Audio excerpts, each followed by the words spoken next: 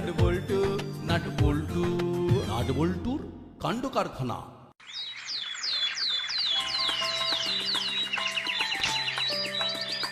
বুঝলি না, এই কালী পুজোয় যদি কেউ নির্জলা উপোস করে তাহলে তাদের সব মনের ইচ্ছে পূরণ হবে। নির্জলা মানে তো জলও খাওয়া যাবে না, খুব শক্ত কিন্তু। আরে জানি তো, কষ্ট না করলে কি আর কেষ্ট মেলে? ভাবতে পারছিস তোর সব মনের ইচ্ছে পূরণ হবে, তার জন্য কষ্ট করতে হবে না। ভাবছি এইবার এই উপোসটা না আমি করব। উপবাস করবে তুই, যার ঘন্টায় ঘন্টায় খিদে পায়? এই শোন শোন, তোরা রেঞ্জটাকে কি ভাবিস রে?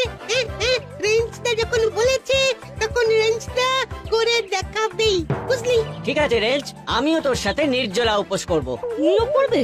বাবা রে, যার মিনিটে মিনিটে খিদে পায় সে নাকি উপোস করবে। এই শোন, ইচ্ছে করলেই পারবো, শুধু ইচ্ছেটা করতে হবে। কারেক্ট। এই এতদিনে বাটালিরা একটা কথার মতো কথা বলেছে, আমাদের শুধু ইচ্ছেটা করতে হবে, আর উপায় গুটি গুটি করে সামনে চলে আসবে। তাহলে তোমরা সবাই কালী পুজোতে উপোস করবে বলে ঠিক করেছো? তাও আবার নির্জলা? দেখো শেষে হিতেটা বিপরীত হয়ে যায়। আরে আমাদের কি হবে সেটা না ভেবে না নিজের চরকায় তেল দে। মনে যখন একবার ভেবেছি তখন এই রেঞ্জ শর্মাকে কেউ রুখতে পারবে না বাপি। একদম। ঠিক আছে, তোমাদের মনের ইচ্ছা সফল হোক। তোরা কি ভাবছিস আমরা পারবো না? না, যদি পারি তোমরা যা বলবে তাই করবো। ঠিক বলছিস তো? কথা দিলি কিন্তু। কথা যখন দিয়েছি তখন কথা রাখবো। এবার তোমরা বলো, তোমরা যদি না পারো তবে তোমরা কি করবে? আরে তোরাই বল, তোরা কি চাস? আমরাও চাই, আমরা যা বলবো তোমরাও তাই করবে। ডান। চল বল্টু, এবার আমাদের কাজে যাই। চল। ওরা কি ভাবলো আমরা পারবো না? করে দেখিয়ে দেবো। কিন্তু রেঞ্জরা, এটা তো সত্যি যে তোমাদের ঘন্টায় ঘন্টায় খিদে পায়। আরে খিদে যাতে না পায় সেই দিকটা দেখতে হবে, ওইটা আমার উপর ছেড়ে দে। ভেবে রেখেছিস রেঞ্জ? ব্যাস ব্যাস ব্যাস, তাহলে তো আমরা জিতে গেছি। রেঞ্জের মাথায় তো 100 বুদ্ধি। এই চল চল একবার হরিদার দোকানেতে ঘুরে আসি।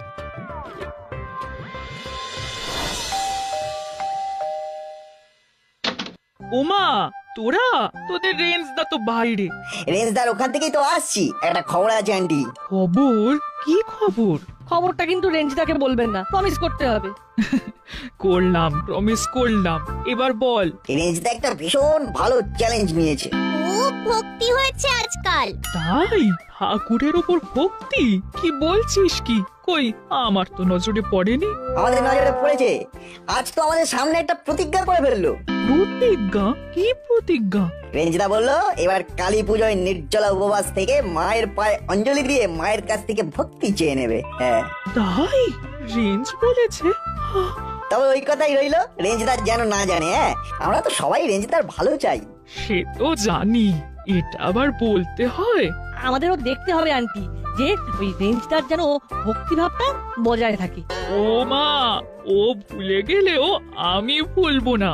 তাহলে এখন আমরা যাচ্ছি, আমাদের তো অনেক কাজ। হ্যাঁ হ্যাঁ, ঠিক আছে ঠিক আছে।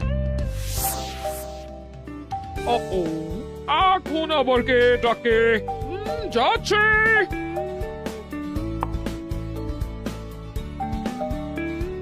কালী পুজোর দিন রাতে একটা জম্পেশ মজা দেখতে পাবো, তার মানে। কি হবে বুঝতে পারছিস তো? হ্যাঁ, সব বুঝেছি। কি রে তোরা? ওরা তো এখন নেই। জানি তো নেই, আর নেই বলেই তো আপনার কাছে এলাম। অনেক বড় একটা ব্রেকিং নিউজ আছে। অনেক বড় ব্রেকিং নিউজ? আয় আয় আয়, ভেতরে আয়, শুনি শুনি, আয় আয়। কি গো, আর কয়েকটা দেবো নাকি? দাও দাও, আরো দুটো করে সবাইকে দাও। রেঞ্জদা, তোমার কাছে টাকা আছে তো? আগে খেতে দে, তারপর কথা বলবি। তুই কি আর কচুরি নিবি? না গো, আমার পেট ভরে গেছে, আর জায়গা নেই। আমাদের কিন্তু পেট ভরেনি। হরিদা, আরো দুটো করে কচুরি দাও। দিচ্ছি দিচ্ছি। রেঞ্জদা যে কি করতে চাইছে কে জানে। দূর। কি কথা শোনালি? হলো বাটালি পাল্টে গেছে। ও তাহলে আর বলছি কি, এই যে কথাটা বললাম, হুলোদা পাটালিদা যেন ঘোরাক করেও না জানে।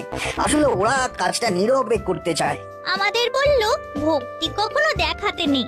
ভক্তি দেখালেই সেটা আর ভক্তি থাকে না।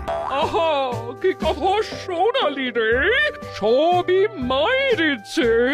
যা বললাম এই কথা যেন হুলোদা বাটালিদা জানতে না পারে। না না না না, মাথা খারাপ নাকি? এইসব কথা কখনো বলা যায়? আমাকে দেখতে হবে যেন হুলো বাটালি ভক্তি পথে থাকে। হ্যাঁ, ভক্তি পথে মুক্তি লাভ হয়। আরে এবার আমরা আসি। না না, দাবি কি রে? আমি তোদের জন্য চিকেন পকোড়া বানিয়েছি, খেয়ে যা। আয় আয়। আপনি কি করে জানলেন আন্টি যে আমরা আসবো? না না, এই সবগুলো তো হুলো বাটালিদের জন্য বানানো। এখন তো ওরা আর খাবে না, তাই তোদের দিয়ে দিচ্ছে। ওদের জন্য এখন থেকে ফলাহারের ব্যবস্থা হবে। সবই ঠাকুরের ইচ্ছে। হরিদা, এই তুমি না দিনকে দিন এই কচুরিটাকে একেবারে শিল্পের পর্যায়ে নিয়ে যাচ্ছ। আহ, কি বানিয়েছো! তোমাদের ভালো লেগেছে? ও ফাটাফাটি। অসাধারণ। ভেবেলাই এই হরিদার পেমেন্টটা মিটিয়ে আয়, আমরা ততক্ষণ প্যান্ডেলে আছি। চল হলো, এই বাটালিদা চলো। ভেবেছিলাম আমার পকেট মানি পুরোটাই চলে গেল। কত হয়েছে হরিদা? 120। এই নাও। কালী পুজোতে আর এখানে থাকবো না। আজই আমি মামার বাড়ি চলে যাব।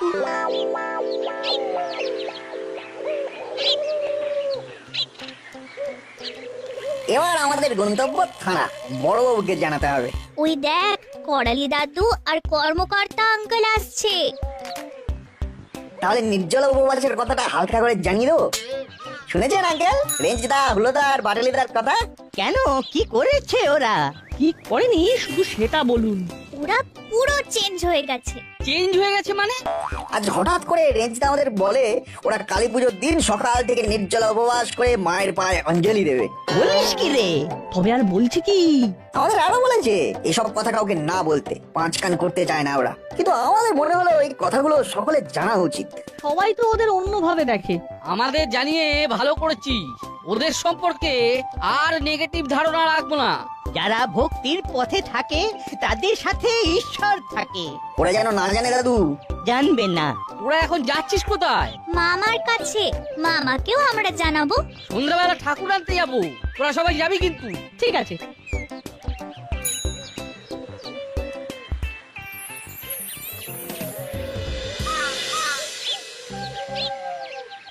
কাল বাদ পরশু বাটালিদা, এই আমাদের প্ল্যান অনুযায়ী না তুমি হলে আমাদের সাপ্লাই লাইন। বুঝেছি, আমি একটা জায়গায় সবকিছু মজুত করে রাখবো। হ্যাবলাইকে কাজে লাগবে। ও এখনো আসছে না কেন? বাবা রেঞ্জ, কেমন আছিস বাবা? উরি বাবা, আমার সাথে এই রকম টোনে কথা বলছে দাদু। সুবিধার নয় ব্যাপারটা। হ্যাঁ না, ভালো আছি, খুব ভালো। তোরা অনেক দূর যাবি। আমরা তোদের মুখের মধ্যে কেমন দিব্য ভাব দেখতে পাচ্ছি। সত্যি তোরা অনেক দূর যাবি। কোথায় যাবো আঙ্কেল? বিদেশে? তোরা এখন যে পথে হাঁটছিস সেই পথে অনেক দূর যাবি। এভাবে চলতে থাক, তাহলে তোরা নিজেদের ঠিক চিনতে পারবি। কি চেনার কথা বলছে কিচ্ছু বুঝতে পারছি না। খুব কঠিন পথ, খুব দুর্গম পথ। এইভাবে এই কঠিন পথে তোরা যদি চলতে পারিস, দেখবি তোরা একদিন ঠিক সেই আলোর দেশে পৌঁছে যাবি। এখন তোরা বাড়ি যা, প্যান্ডেলের বাকি কাজ আমরা দেখে নিচ্ছি। আচ্ছা, ঠিক আছে। ভাই সব একটু হাত লাগিয়ে প্যান্ডেল শেষ করো। আরে সন্ধ্যাবেলা ঠাকুর নিয়ে আসবো। আর ঘন্টা খানেকের মধ্যে প্যান্ডেলের কাজ শেষ হয়ে যাবে। ঠিক আছে। এসেছিস? আয় আয় আয়। এই যে, এই নে, এই ডাব খা। ডাব খেলে তোর শরীর আর মন ঠান্ডা হবে। আমি তো কোনোদিন ডাব খাইনি মা। আরে কোনোদিন খাসনি তো কি হয়েছে, এবার থেকে খাবি। এখন থেকে তোর খাওয়া দাওয়া পুরো বদলে যাবে। খাওয়া দাওয়া বদলে যাবে মানে?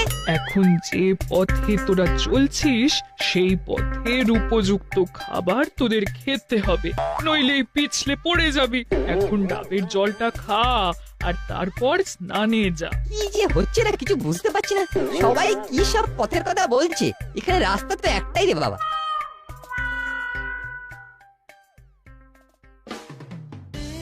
আয় আয় বস, ওই দেখ তোদের